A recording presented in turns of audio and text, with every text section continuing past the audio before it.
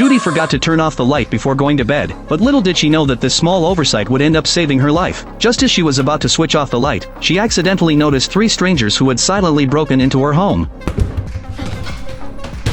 Hearing noises from downstairs, Judy instantly became so tense she could barely breathe. She initially wanted to find a place to hide, but suddenly remembered her daughter was still asleep in her room. With no time to think, she risked being discovered and quickly ran towards her daughter's room. The intruders spotted Judy and immediately split up. They planned to surround her from both upstairs and downstairs. By this time, Judy had reached her daughter's room. She splashed cold water on her daughter to wake her, then quickly signaled her to remain quiet before pulling her along as they fled. However, they had only taken a few steps when the intruders blocked their escape route. Judy quickly pulled her daughter into a nearby elevator, unaware that another intruder was lying in wait below. In a critical moment, her daughter Sarah suddenly remembered there was a safe room on the 2nd floor. Judy immediately pressed the emergency stop button, halting at the 2nd floor. The intruder waiting on the 1st floor, sensing something was wrong when the elevator didn't come down, immediately rushed to the 2nd floor. By then, the mother and daughter had escaped from the elevator, and just as the intruder was about to catch up, they successfully closed the safe room door. The intruder Junior was furious. He had missed catching them by mere seconds. Having narrowly escaped, the mother and daughter huddled in the safe room, finally able to catch their breath. Judy immediately picked up the phone to call for help, but as she lifted the receiver, she was completely dismayed. She had just bought this villa yesterday, and hadn't even connected the phone line yet. With no other option, she pressed the intercom button, attempting to frighten away the intruders.